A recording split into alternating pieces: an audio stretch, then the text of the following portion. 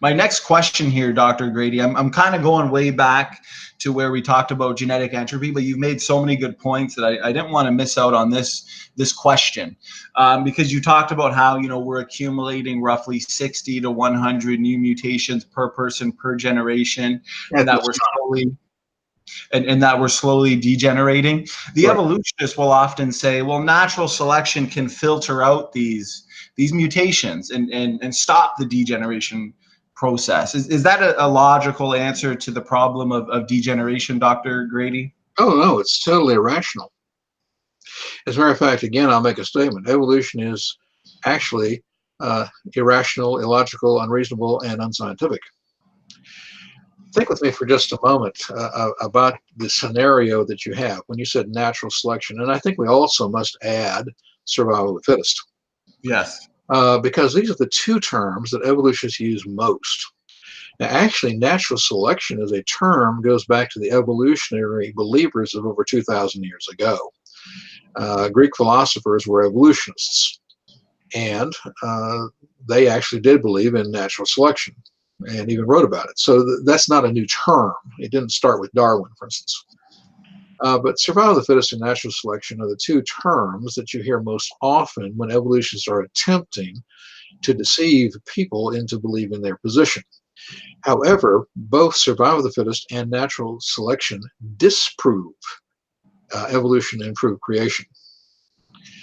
First of all, there is no such thing as natural selection. It doesn't exist.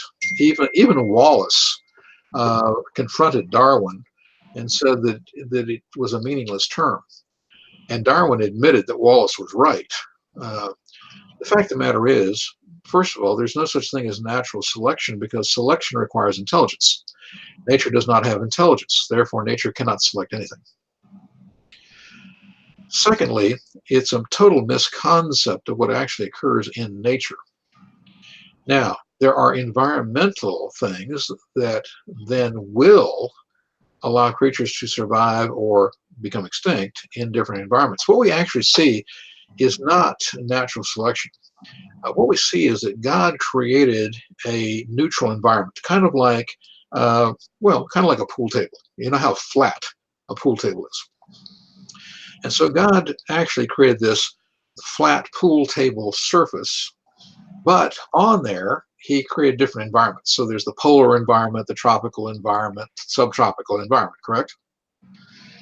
Then he gave creatures, whether they're plants, animals, single-celled creatures, humans, he gave them tools to survive.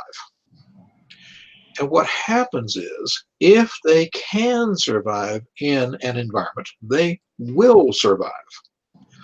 If they cannot, they become extinct and are eliminated. But that is not natural selection, that is natural elimination.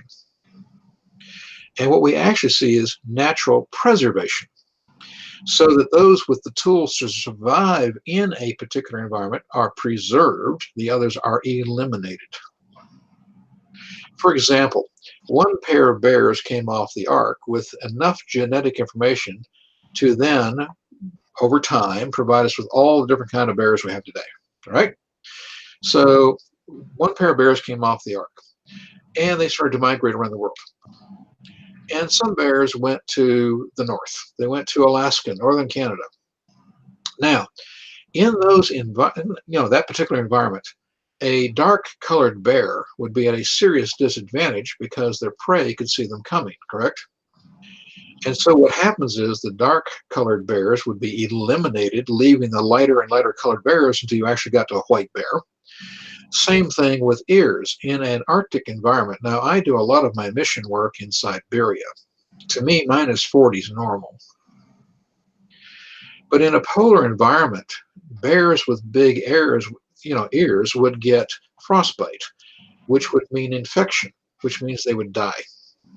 And this is one reason why polar bears have very small ear flaps, is to prevent the frostbite, prevent disease. And so what we see is that, again, I mentioned Great Danes. You don't take away the information for short legs or add the information for long legs. No, you take away the information for short legs, leaving only the information for long legs. In the same way, bears differentiate. In the polar environment, they got lighter and lighter colored. The ear flaps became smaller and smaller, and this gives them an advantage in hunting prey. But in Thailand, a white bear would stick out like a sore thumb, and the prey would see it coming. So dark-colored bears would be an advantage, and a white-colored bear would be at a disadvantage. Therefore, we find the darker-colored bears in those environments. And so, again, this is not natural selection. It is natural elimination, natural preservation. Now, when it comes to survival of the fittest, that is a meaningless term as well, because the truth is, it is not survival of the fittest. Evolutionists make it sound good. They deceive people into believing it, but the fact of the matter is that many times it is the weakest that survive. Examples of that would be pygmy snakes that roll on their back and play dead, possums that roll on their back and play dead in order not to be eaten. Some very interesting modern experiments have been done with wildlife management out in our Southwest and also here in Florida. Now, what happened is, both out west and here in Florida, we have what I grew up calling cougars or pumas, mountain lions, but they are a form of panther. Now, out west, the mountain lions come down out of the mountains to feed on the sheep in New Mexico.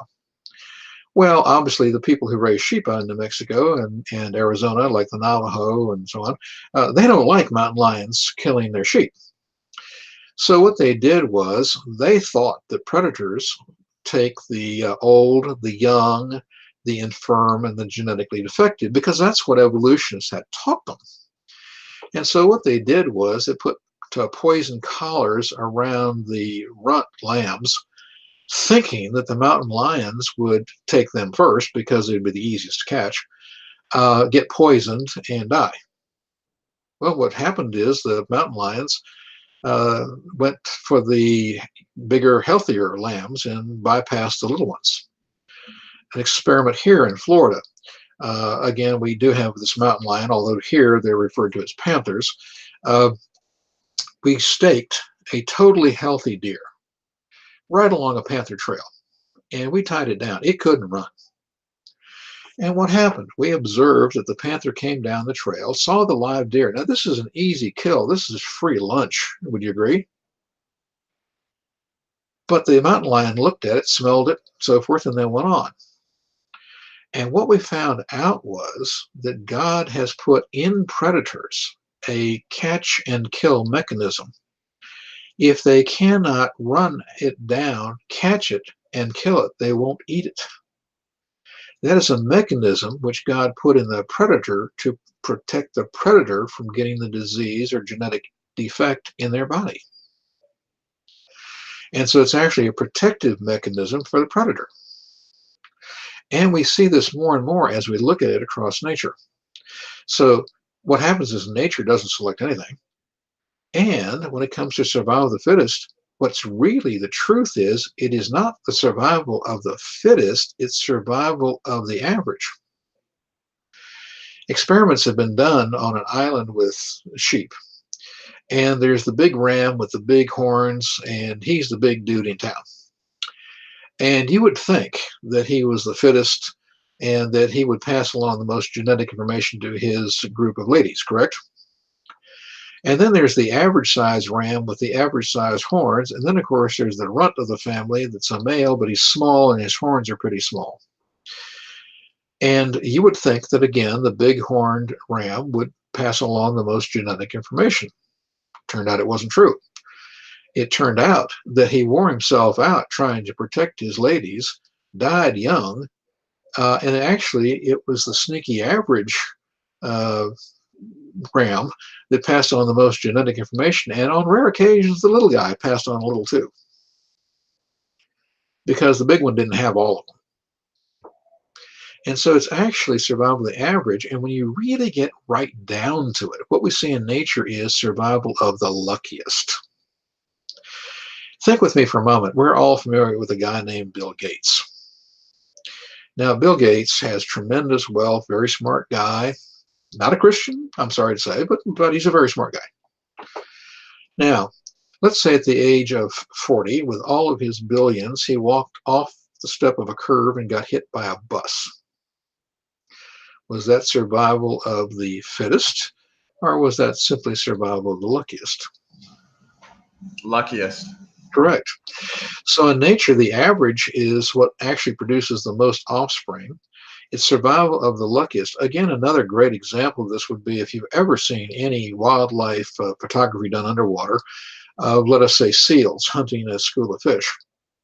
Um, they find a school of fish, and like the old Nazi wolf packs working together, they herd these school of fish, and they start by swirling around them, and literally the fish look like a tornado in the water because the predators are swimming around on the outside. The little fish are trying to get away. The only way to do that is to go into a turn, and eventually the predators get closer, and the school looks like literally a tornado in the water. And then taking turns, the seals will simply turn and go through the school of fish, through the tornado, with their mouth going like this. Now, if you're in the way of those jaws, you're gone, correct? So even if you were the biggest, baddest, smartest male, female in the school, if you're in the way of those jaws, you're eliminated. Is that correct? So it is not survival of the fittest, it's survival of the luckiest.